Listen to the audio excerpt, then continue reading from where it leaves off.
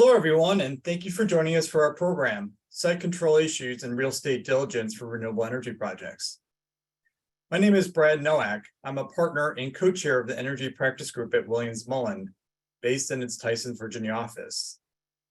I am pleased to be joined this morning by my colleagues, Bob Riley and Alyssa Dangler.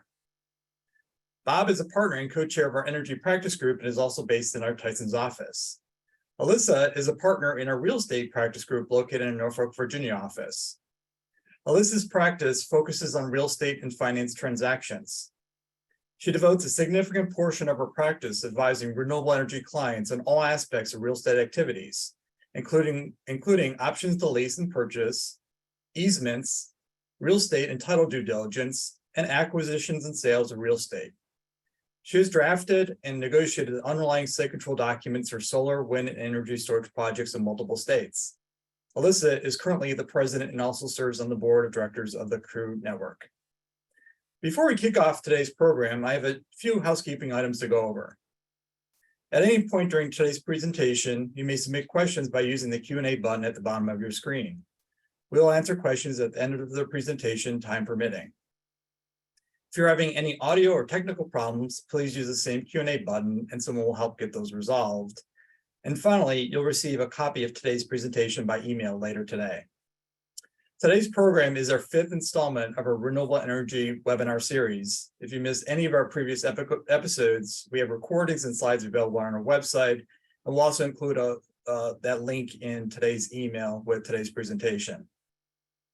Before I pass it to Alyssa, just a quick roadmap for today's program. Alyssa is going to cover a lot of material, including letters of intent, what to look for in conducting real estate due diligence, easements, what to watch out for and what to obtain. She's going to also talk about option agreements and hot topics involving purchase and sale agreements and leases. And then following Alyssa's presentation, Bob Riley will briefly address site control requirements under PJM's rules. So now let me pass the program to Alyssa. Thank you, Brad. It's a pleasure to be with you all today. We are going to first, there we go, talk about letters of intent. So at the outset of a transaction, whether it's going to be a lease or whether you're looking at an option or a purchase option, we always recommend starting out with a letter of intent. A letter of intent can be very brief, 1 to 2 page understanding between the parties as to what's going to happen. And so really laying out those terms allows for negotiation on the front end with the landowner or with the developer if you happen to be the landowner. And so the most important thing that you can do is educate yourself ahead of time on the knowledge of market terms. Have a sense of what the rent is, whether it's payable by acre, whether option payments are going to be payable lump sum, or whether they're paid based on the amount of acreage that's put under the option agreement, and other items that you are going to need to know that is specific to your market. And as Brad mentioned, I have had the opportunity to work on solar leases in a variety of different states in the United States. I'm also licensed in Georgia, Virginia, and DC. And as part of that, you can certainly imagine that there's different prices that are paid based on the value of the underlying land and also based on the availability to develop it. So certainly having that knowledge of the different market and also having a sense of, where it is in terms of positioning for being able to get into the queue, for example, can certainly make land more or less valuable. So that's something to consider. Something else that's very important to include in your letter of intent is the due diligence timeframe and when that starts. So diligence, which we'll get into a little bit more in a few minutes, really needs to have a defined timeframe so that the parties have a sense of what your obligations are and what they are during that timeframe. Often we find that folks don't have a sense of when they can get out of a lease or when they can get out of an option, and making it clear that you have a look or an opportunity first for diligence makes that much easier for the parties to have clarity on. And then confidentiality. And certainly confidentiality is very important, as you do not want the market terms or your rent amounts or those sort of items perhaps being leaked into the open market, particularly if there's competition over a particular easement or a particular parcel of property. And then we also suggest attaching form documents. We'll talk a little bit more about the form documents, but having a sense of these are my form documents and this is what we like to use really helps give both parties a sense of where they're going to be starting from. And we are certainly happy to draft form documents for any developers that are in need of them, but having a sense of these are the terms, this is what we're looking for, this is what we expect. It also helps you provide consistency across your management platform in knowing exactly the types of terms you've agreed to and with certain landowners. So we suggest having a letter of intent executed at the outset of the transaction with the landowner such that it's very clear what those obligations are among the parties. So let's delve a little bit more then into due diligence itself. So in real estate, obviously, there are components that are separate from thinking about the personal property that you're going to attach or fix to the land. You have to be concerned about the environmental reports.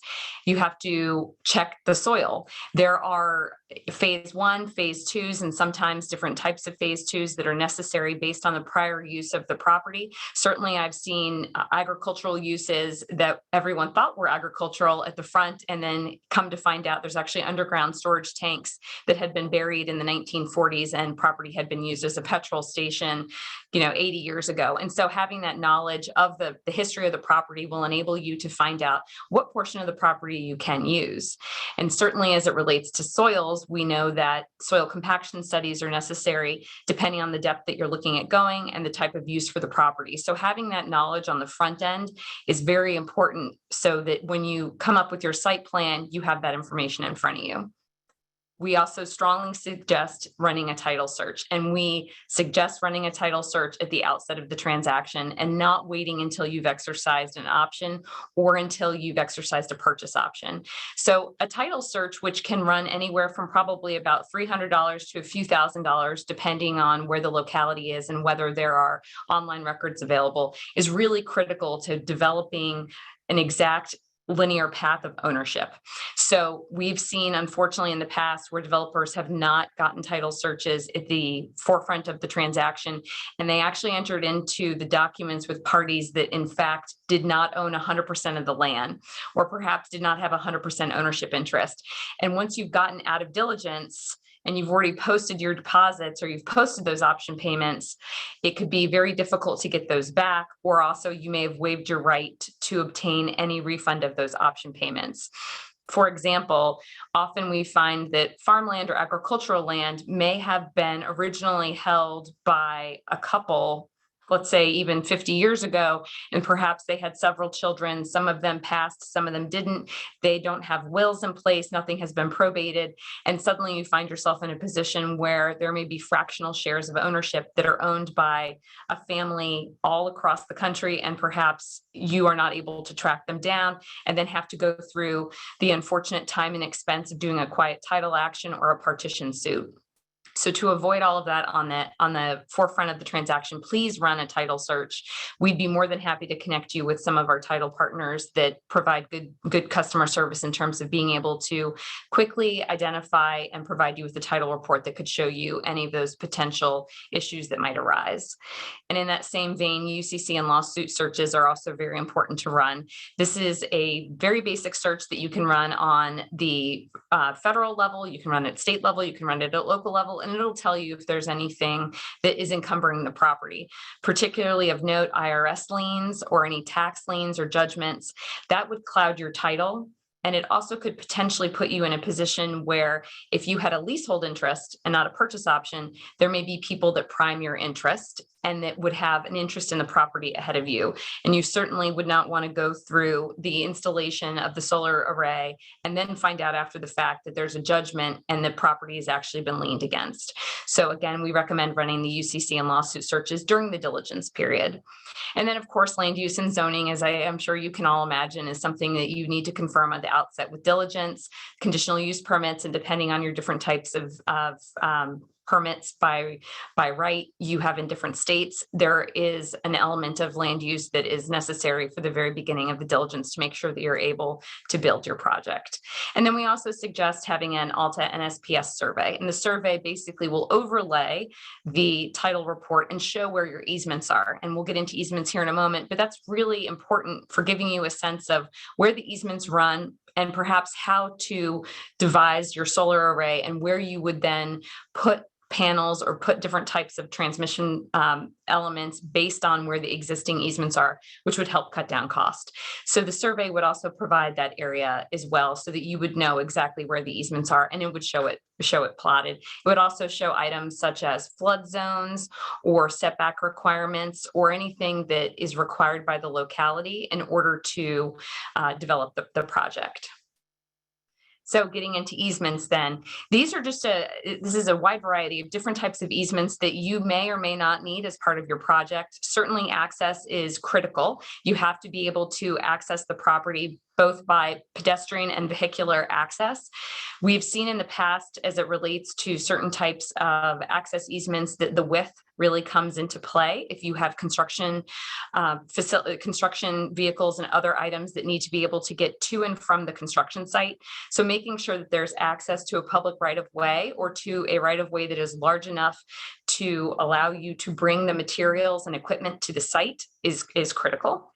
Utility easements, as you might imagine, are also critical, needing electrical at the property and also needing any sort of tie-ins with natural gas or water. That's also critical. So having a sense of whether those utilities even exist on the property to begin with, and then where you could tie them in. Stormwater, I know you've probably heard on our webinar series, lots of stormwater. We've had certainly a lot in Virginia on the regulations front there, but drainage and stormwater and solar are really becoming much more of a hot button issue. And so having a sense of what the stormwater requirements are, and we have colleagues within Williams-Mullen, Speaker Pollard, who really focuses very tightly on the stormwater regulations and can help advise on that.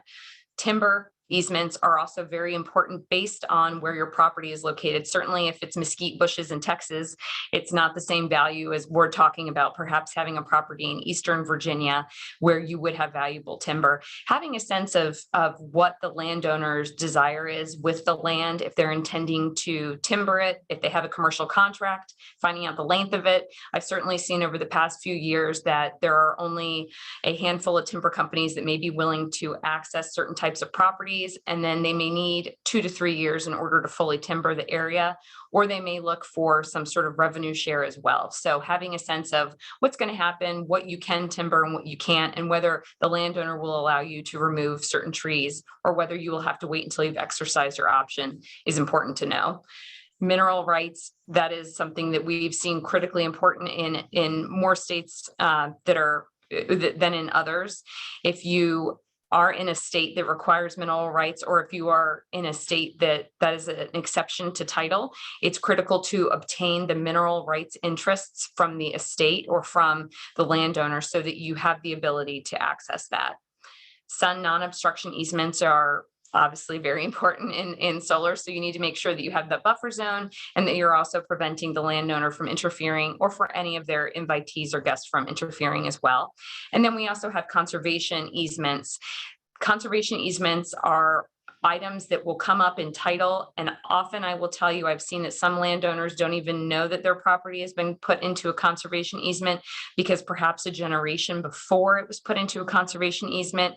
And some of these lands cannot be removed. Some lands can be removed and you have to go through a process with the locality. However, if you are in a locality where the land has been subjected to a conservation easement and you cannot remove it for a period of years, it'll effectively kill the project. So again, really important to have the title and also to have a sense of whether the property is in a conservation easement.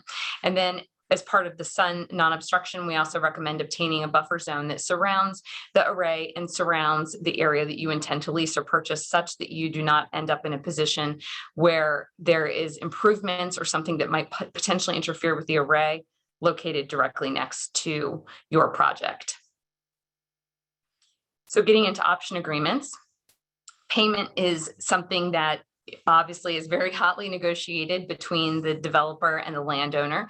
You can structure the payment in different ways. You can do it by acreage, or you can do a fixed fee based on the amount of the property and what you're looking at doing. The length and renewals of option agreements are something that has changed quite significantly over the past couple of years. And I know Bob's going to talk a little bit about site control issues as well, but this really plays into it as a huge component of how you are tying up the land and for what amount of time. In option agreements, we also have prohibitions, and we can see that this goes really into the use of the property during the time of the option agreement. I often see hunting and farming licenses. You want to make sure that you have a sense of the crops that are being grown on the property. If it's hunted, who's using it, what time of year they're using it, how frequently they're using it, so that there's a clear understanding as to what portions of the property you have non-exclusive or exclusive use over. And having that spelled out in the option agreement is really critical. We've certainly seen that in hunting season, you have different challenges than you do during farming season. And so trying to line up when you would exercise your option, or perhaps when the term would start, is also very important when you're looking at that. And then we recommend attaching the lease or the PSA, the purchase and sale agreement, to the option agreement. Having the full negotiation upfront of both documents is really a much smoother process than negotiating it piecemeal. And as you can imagine, if you get ready to exercise your option agreement to perhaps lease or to purchase the land, then you're in a different position from a negotiation and bargaining standpoint than you are if you had done it all at the outset. So we recommend fully negotiating both your option agreement and then also the lease or the PSA that you're going to execute when you exercise your option right, all at the forefront, so that it's very clear what the parties' obligations and rights will be. So purchase and sale agreements, assignment provisions continue to be a very hot topic, not just on the part of the developer, but I've seen it often on the landowner side as well. And it's because the landowner is concerned about their liability for having a solar project on the property, or perhaps, and this happens more often than not, they're elderly and are looking for estate planning devices and different ways to ensure it based on the term of the lease or based on the term of the purchase and sale agreement. So we see that it's being conveyed into a trust. It's perhaps being conveyed into an LLC. And so I've worked with landowner counsel on the other side to make sure that all of the documents are syncing up so that we do have a transfer of the property prior to the option or the sale being closed on. And then on the developer side, you always want to make sure that you have the right to assign to an SPE or to another type of entity, so that you're not locked into just that one entity, as option periods can be pretty lengthy now. And on the contingency front, you want the ability to make sure that you have the right to walk away in the event something changes with the property. For example, if there is a casualty, or if there is a new governmental authority restriction that's put into place that does not allow for the development of the property as a solar facility or a battery facility or whatever you're doing, you would like the ability to terminate the contract and walk away without being forced to purchase the property. Also, if an environmental report reveals that there is something else, or perhaps there's a contamination with the soil and you will not be able to put the array on the full amount of acreage that you're looking at, or if it no longer becomes economically feasible to do so, you'd like the ability to get out of the purchase and sale agreement. And then representations and warranties are also very important as it relates to getting a sense of what the landowner knows about the property. In most instances, I've found that the landowners have a pretty healthy knowledge of the property because it's either been in their family for a while, or perhaps they themselves have owned it. And they're able to tell you, we've not used it as a petrol station in the 1940s, for example. However, and that actually did happen.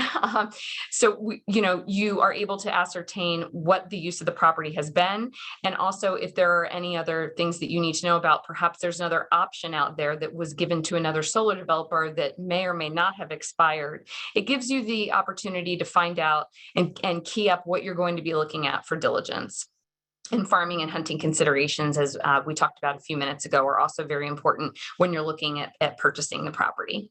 So if we move on then to leasing, permitted uses continue to be something that's really important. And this has really come to fruition a lot more in the past few years when we've seen storage facilities and battery facilities come into play, because landowners are often not willing to grant the permitted use to extend to solar, battery, storage, et cetera. They're looking for it to be more narrowly defined. And we also have sheep grazing, right? That's now come up, and we've got pollination, and there's other considerations.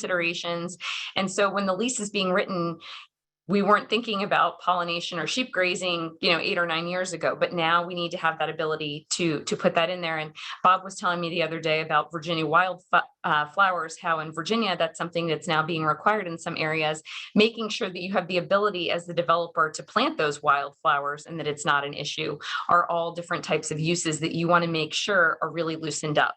So you want to make sure that your permitted use allows you to do anything in accordance with your solar battery facility, et cetera, storage facility, et cetera, but also anything that's ancillary or required by the government in order for you to achieve that permitted use. The types of improvements, going again to talking about storage facilities and battery, that's obviously a different use than putting an array on.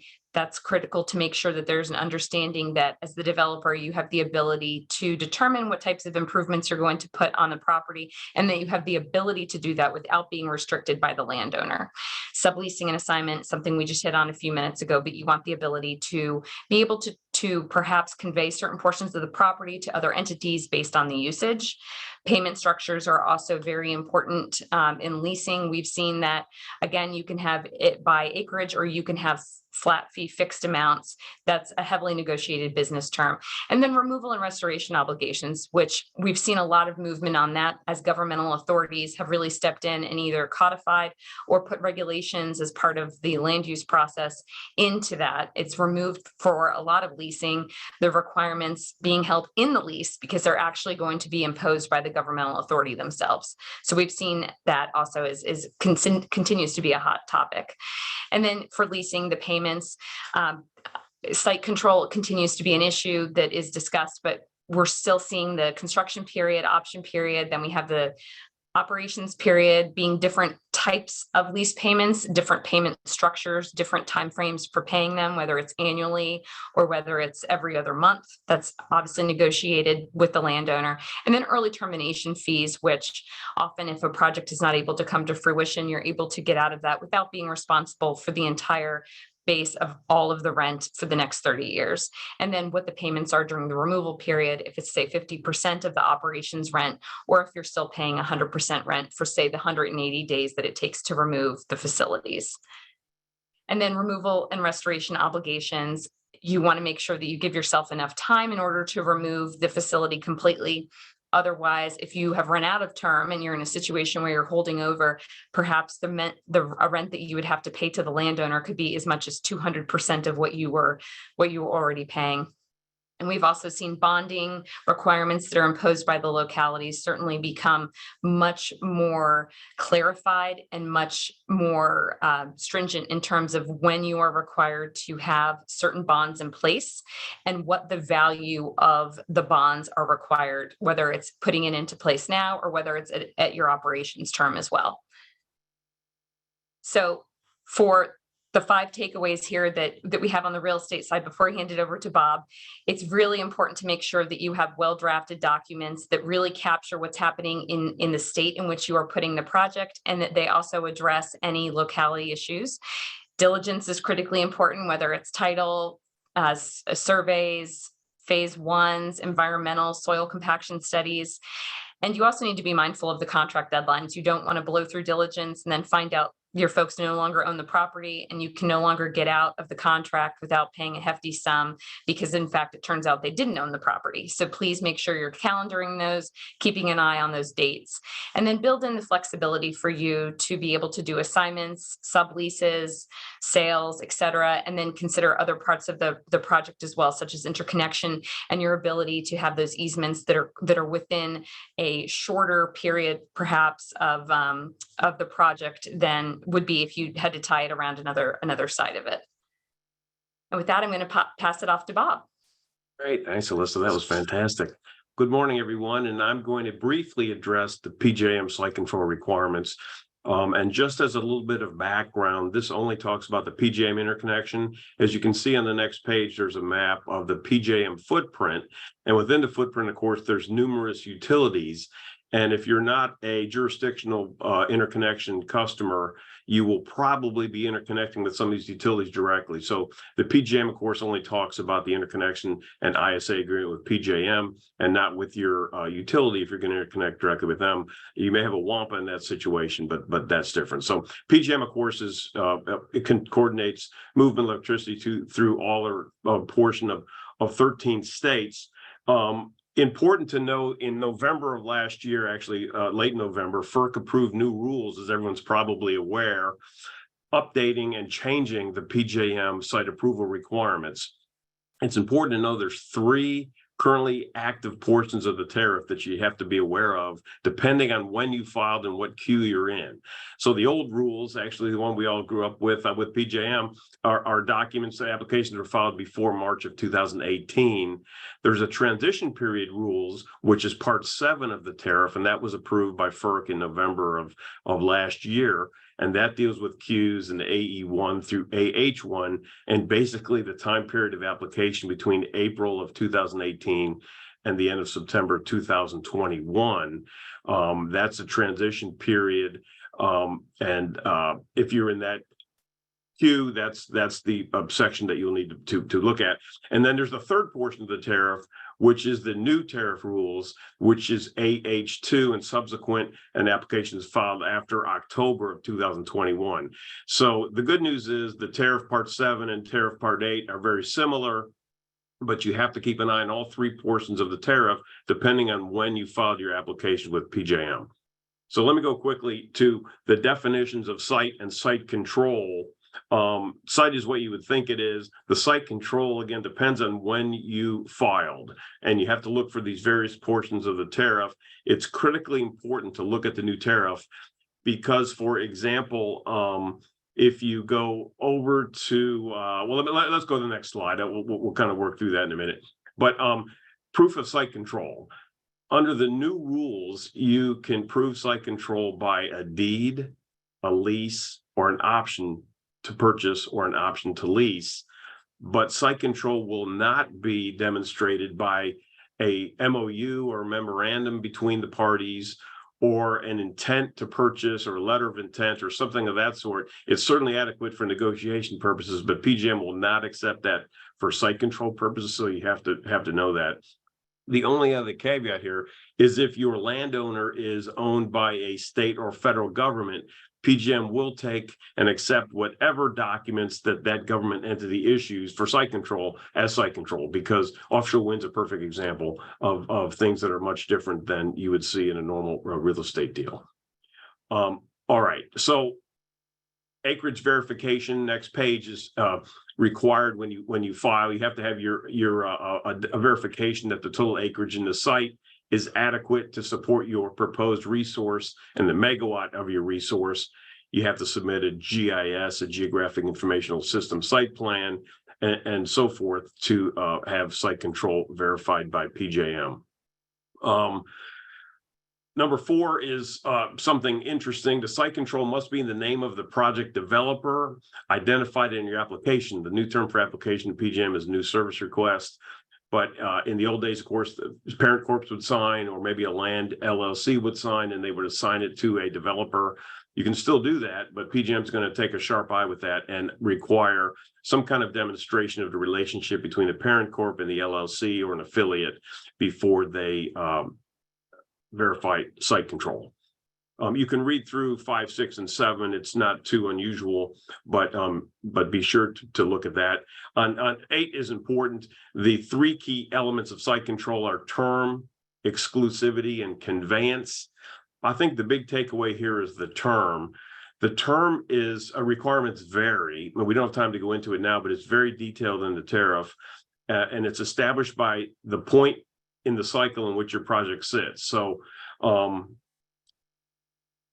cycles and decision point 1, decision point 2, decision point 3. But here's the key. You cannot satisfy an agreement with an initial term shorter than that which is required under the portion of the tariff in which you sit, unless those extensions have been exercised and any requisite conditions fulfilled, including payment obligations. So prepay is the safe bet here. I think I would talk to your PJM representative to make sure, but you need to have payment obligations satisfied in order to work through the PJM term portion of the tariff.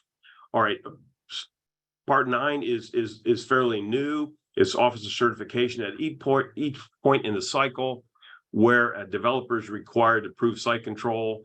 There must be an officer certification filed with the application documents that support site control, and that certification must be of the project developer's officer, not a parent corp officer. So that's new, and it's something that may trip people up. Just keep in mind of that.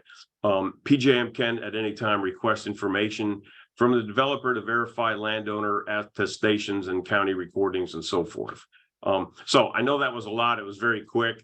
The key takeaway is read the tariff, and when you're done, read the tariff and the manuals and call your PJM representative. It's all new and it's very detailed.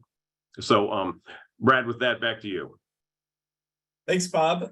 Looks like we've got a couple questions here, so let me pull them up here. First question is for Alyssa. Are there standard option and PSA agreements? That's a great question. So there are not standard forms of agreement.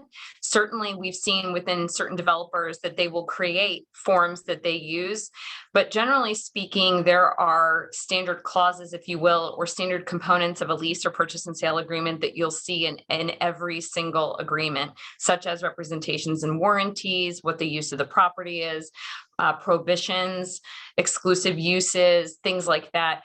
It does vary from state to state. So for example, in Virginia, you cannot convey property unless it's been legally subdivided. So if you were doing an option or a purchase and sale or for a lease, you couldn't just say, I'll convey out only the property that you want and allow you to use just that portion of the property. It would have to go through a subdivision process, where in states like Georgia, and depending on the locality, you would have the ability to carve out a meets and bounds legal description and have the developer only own that acreage. Obviously, this comes into play if you are paying per acre versus a flat fee for leasing or for buying the property. So it can be really important to find out those exact state specific requirements. That's where we see a lot of deviation. We also see it in timber or mineral rights provisions, as that varies heavily from state to state. But for the most part, the form documents are, there's no form or set requirement to be used. You can have the flexibility to build it around your project and what you're looking for, for each specific state. And for example, we'd be happy to help create those form PSA or leases for you. Next question, Bob, it's for you about PJM. Question is, our project is in PJM's AG1 and we submitted site control documents a year or so ago. Will we need to resubmit documentation? Thanks, Brad. That's a question we get upon occasion. We're not able to answer specifics here, of course, with a specific queue and a specific project, but generally the PJM staff has confirmed that when they review a project that has previously been approved, the staff is not going to go back and look at old documents. They're going to look at new documents that are submitted under the lens of the new tariff.